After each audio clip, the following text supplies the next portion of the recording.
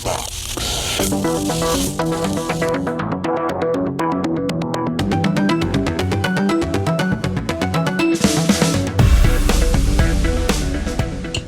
This is Fusebox number 250, Shamcasting.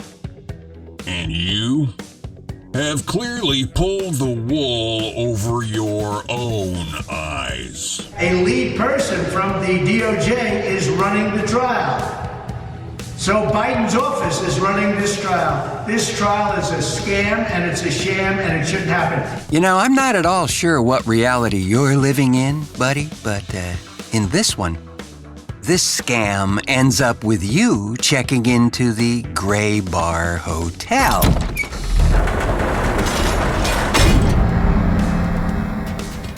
Hello, friends, and welcome in to this, the 250th edition of Fusebox, suspiciously entitled Shamcasting, and we're going to talk about that in a moment.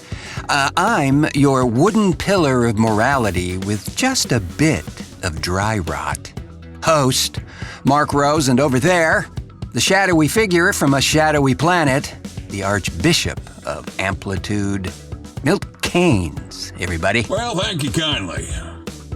I thought we were going to avoid the big orange guy for now, but... Well, yeah, we were. And you know what? Frankly, we still are. But he figures into this program a little bit today from the standpoint of Sham Shenanigans. Sham Shenanigans? Didn't he play bass in that 60s band? I think you mean Sam the Sham and the Pharaohs. Bully bully. Precisely. Friends, I don't need to remind you, but we've got a lot of crazy stuff going on in this world of late. Well, we've got election deniers, climate change deniers, justice system deniers, and a big orange jackass playing a shell game with his corporate finances, who is twice impeached, criminally charged, and formally indicted on 34 counts. Totally normal. Totally natural. And a total fraud. You know, the one thing you can count on when that orange guy says virtually, well, I don't know, anything about anybody, is that he actually did whatever he's accusing the other person of doing and is probably doing it right now. Yeah, don't they call that projection or something like that? Yes, they do, Mr. Keynes. Deny everything and point fingers at everybody else, and then a little whining on the side to try to bilk financial aid from your feeble-minded supporters. Well, I'm not sure what scares me more, him or the fact that there are these people out there that think this asshat wannabe dictator is a good idea. Yes, it does give us pause. Yeah. So, on this edition of the show, we're going to be looking at a few examples of shamtastic behavior. Because, I'll tell you, the thing that got me thinking about this in the first place was a report I happened to notice on MSNBC concerning the election interference trial going on currently in New York. And let's not confuse this, friends. It's not a hush money trial, as it's referred to frequently out there. This is a case based on trying to deceive the American people during the 2016 election by concealing evidence and manipulating financial records.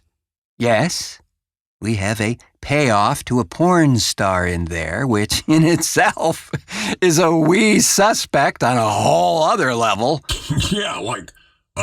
aren't you married? Didn't she just have a kid, too? Yeah, to say the least. But it's okay, evidently. They don't sleep in the same room, or so he says. So there was this report on MSNBC that just gave me pause, and we'll get into that shortly. Oh, and not to worry. We have a great big example or two of sheer sunshine hate idiocracy, if not right out shammage, from that area, down there, in that area, where the march backwards through time rages on. It's just got to fill them with horror every time they're forced to set the clocks ahead an hour. Traumatizing. I would presume, Mr. Keynes. So please, stick around and take the ride with us. Well, even though this car has triangular wheels. Cheer up, it's not going to be that bad. At least we'll have a good dinner.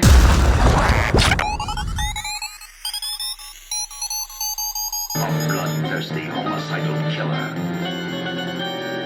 And he makes house calls. Dr. Butcher, MD. You like that one, guys? Zombies! Yay! Oh, that's a classic. Zombie Holocaust. Or retitled as Dr. Butcher, MD, Medical Deviant. Oh, how did I learn about all this? Well, back in the day, through magazines. Famous Monsters, Castle of Frankenstein, things like that. Yeah, like the ones I have upstairs. But you know what? There's a new place to go for info about stuff like this and everything else in the Grindhouse world. Yes, there is, Milo. It's called Grindhouse Resurrection Magazine. And it's jam-packed with articles about these films. The folks who write for GRM, they lived it. And there's a piece in the premiere issue all about early zombie movies without a bite. You should check it out. There's a link in the show description to get your paws on a copy. Grindhouse Resurrection!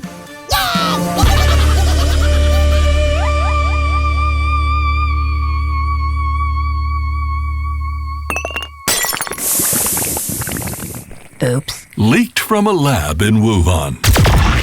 TheFuseboxShow.com. Where to begin, friends, as we have so much. Well, I vote for at the beginning. Good at places anywhere.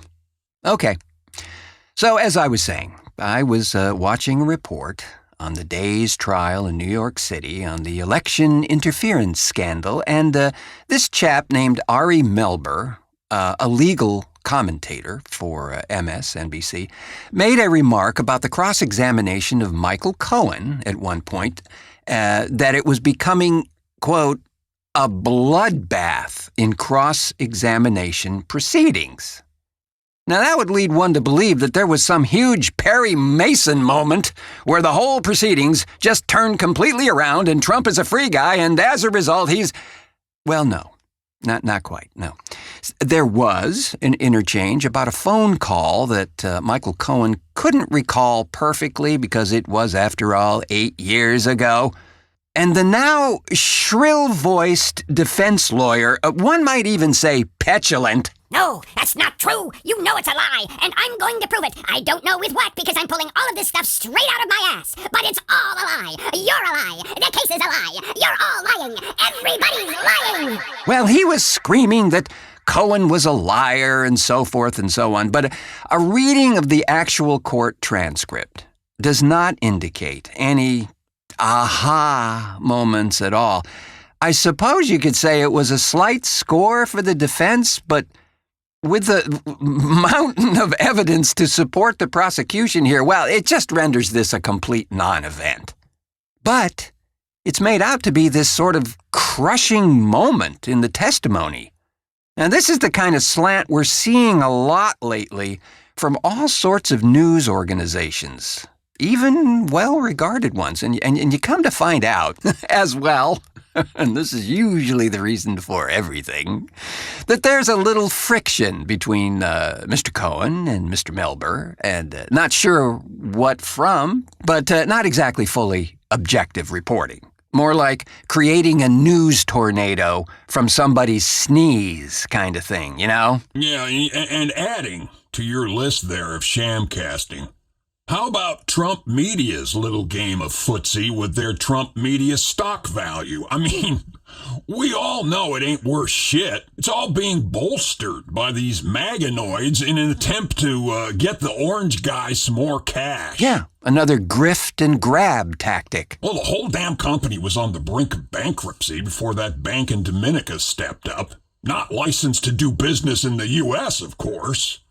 And the former Trump media auditors, they all resign. Well, they could smell an orange rat. And then the company hires this B.F. Bolger's group to handle the audit, meaning creating a blind so that all the public filing info goes through without having to do any of the paperwork the SEC requires. Oh, and by the way, Yeah? busted. Huh? Yeah, because the SEC got word of that attempt to once again defraud, and fined B.F. Bolgers and charged them with being an audit mill. Now, an audit mill, if you don't know, by the way, is a Shamtastic term for a company that will launder your paperwork. So you don't have to go through the lengthy process of actually filling out certain forms and providing what's akin to forensic detail on your accounting. They just, quote, take care of that for you.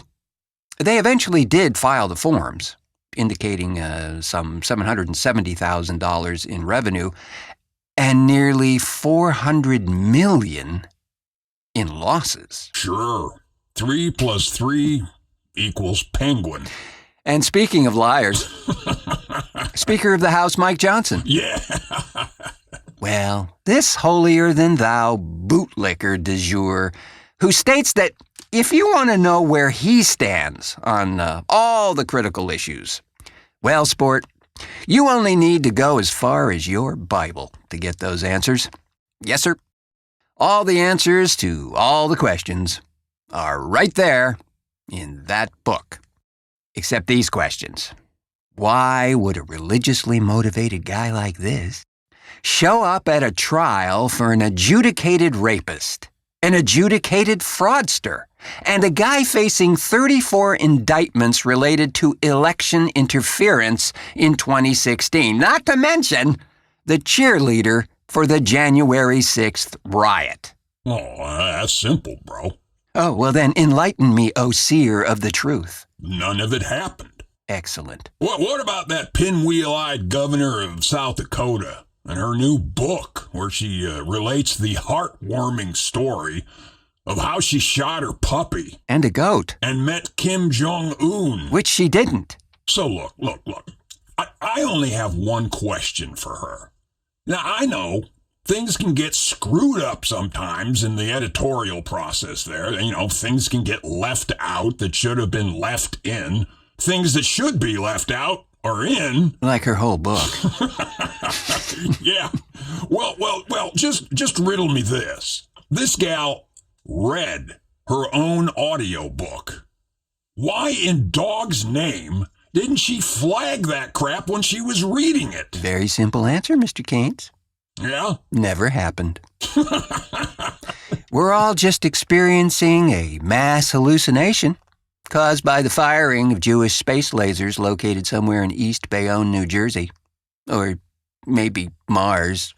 Manned by the evil genius, and long dead, Venezuelan President Hugo Chavez, who now consults part-time for Dominion voting system.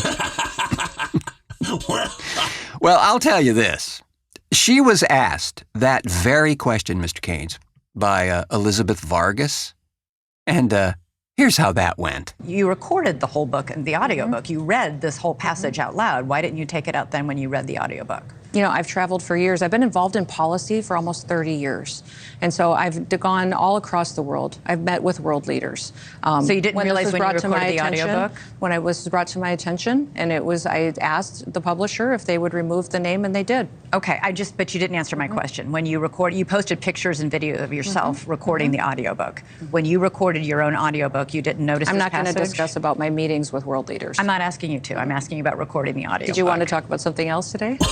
Oh, well, that's about as straightforward an answer as it gets. Well, I would just say her career is toast, or at least charbroiled. Of course, the publisher canceled any and all interviews with this book release, and probably will dump this book as fast as the mobile shredder can get there.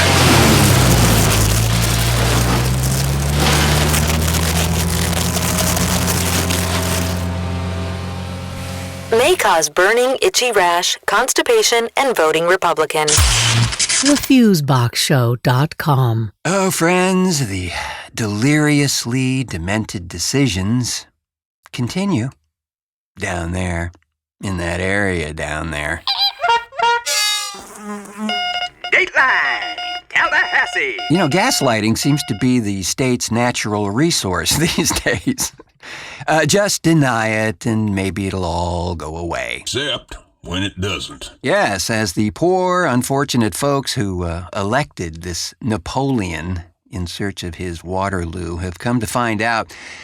Friends, it appears that climate change will be a lesser priority in Florida and largely disappear from state statutes under legislation recently signed by Governor Ron the Sandslug that also bans power-generating wind turbines offshore or even near the state's lengthy coastline. Why? They don't like all the wind it kicks up? Worse. These wind turbines actually improve things there. But, damn the torpedoes and record flooding and invasions of giant flesh-eating seaweed. Full steam ahead!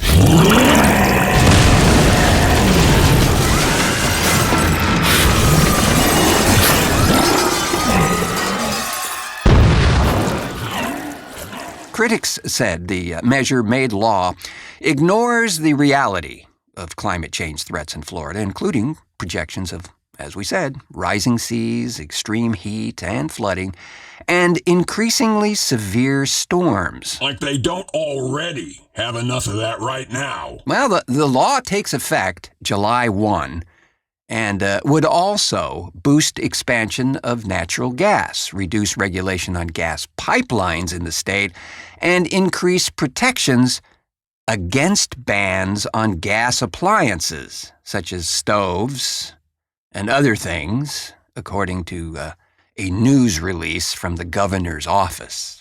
Bans on appliance? Is that a thing? I'm not sure it was ever a thing like these maganoids think it was.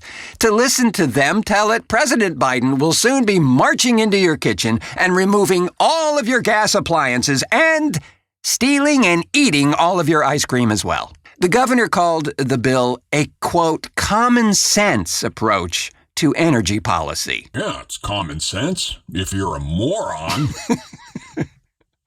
The governor says, we're restoring sanity in our approach to energy and rejecting the agenda of the radical green zealots. In other words, we're putting all the cash in our pants and ignoring the warning signs. Florida is already about 74% reliant on natural gas to power electric generation, according to the U.S. Energy Information Administration. Now, opponents of the bill say it removes the word...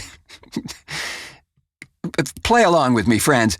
It removes the word climate in 9 different places, moves the state's energy goals away from efficiency and the reduction of greenhouse gases blamed for a warming planet. But Yoka Arditi Roca, executive director of the nonprofit Clio Institute, which advocates for climate change education and engagement, said, quote, this purposeful act of cognitive dissonance is proof that the governor and state legislature are not acting in the best interests of Floridians, but rather to protect profits for the fossil fuel industry. You think? Yeah.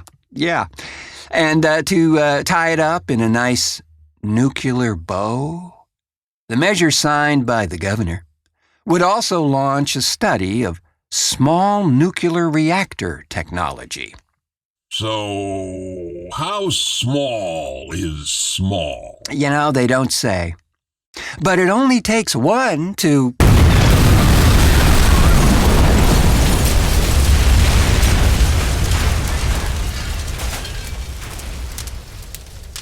The last bit here is a little sad, because we know there has been a major exodus of folks leaving the state, despite the Chamber of Commerce babblings to the contrary. And among those in this exit are, of course, educators, which is really disappointing. Well, you can't blame them. They're the smart ones at the table. True. An interesting fact just reported in a piece by opinion writer Stephanie Hayes. She says, quote, imagine being a Florida educator and seeing the latest news regarding your profession, nay, your calling. Per an April report from the National Education Association, Florida has dropped to 50th in the country when it comes to average teacher pay.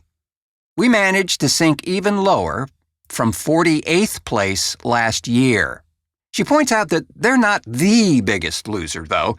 With Washington, D.C. in the mix, we're second to last, just ahead of West Virginia. She writes that this ranking is akin to finishing a 5K race while organizers are packing up the orange cones. It's the dreaded participation trophy of salaries, the E for effort of compensation, the bless their hearts of earnings. She also points out that Florida's place on the spectrum of teacher pay is, quote, humiliating and depressingly on brand for Florida, where state leaders have spent the last few years trying to win best laughingstock. Between the tango of book banning, the creepy fixation on sexuality and gender, and the Dickensian salaries, it's simply unsurprising that Florida teachers are leaving the job in large numbers, or that some college students who once hoped to teach are changing their minds. So, evidently, the national average for teacher pay is around $69,544, which admittedly does vary widely across the country. But here's the problem. Florida's average is around $54,000. The thing is, this falls below Florida's livable wage of $58,000 for one adult and one child. That's according to the Economic Policy Institute. Of course, the Florida Department of Education says they are dismissing all these findings, calling the report bogus. It's a sham. A sham, I say. And a hoax. So the FDE is attempting to cast doubt on the validity of the figures and blaming teachers' unions for the problems. The state says it has given more than $4 billion in raises for teachers since Governor Ron the Sandslug took office, resulting in a starting pay bump of around $8,000. The Florida Education Association is asking for more, though. It wants lawmakers to boost funding $2.5 billion a year for 7 years to make up for the slack. Well, that just seems like a good deal to me. Maybe take some of those under-the-table payoffs from the fossil fuel companies and scatter it around. Unless, of course, you prefer to just keep everybody uneducated and easier to control. I'm just saying. It's very worthy of pondering, Mr. Keynes. The shamcasting of virtually everything these days is quite remarkable. And once again, makes the case for developing our critical thinking skills, friends. Just saying. A skill, by the way, that will elicit the time-encrusted question. What the fuck, Florida?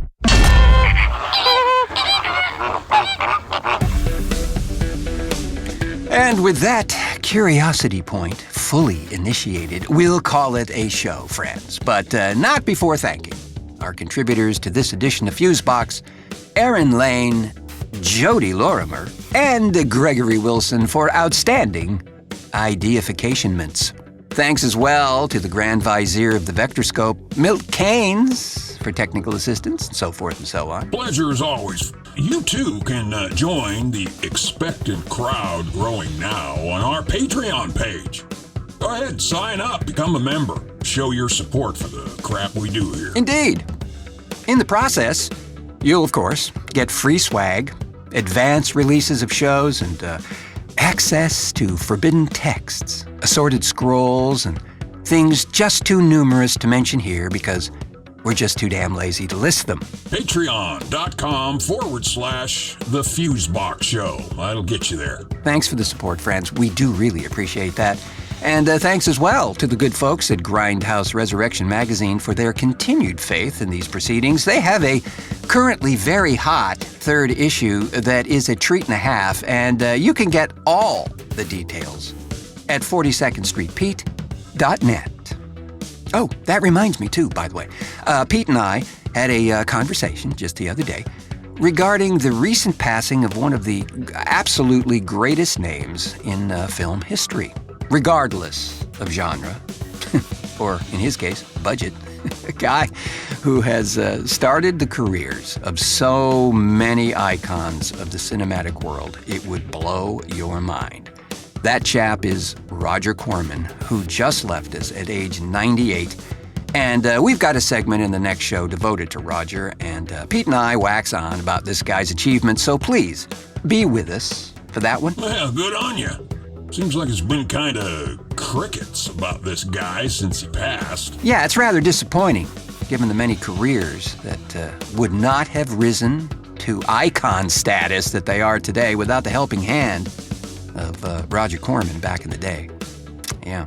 So, thanks as always to you, friends, for pushing play on this one. We do so appreciate your time and attention. You know, there's just lots of stuff out there vying for your ears and eyeballs. And speaking of, do check out the YouTube version of this and, well, frankly, just about every episode of Fusebox, as we always endeavor to include some fun stuff in the video that we obviously can't do here. Yeah, because it's video. Concrete as always, Mr. Kane.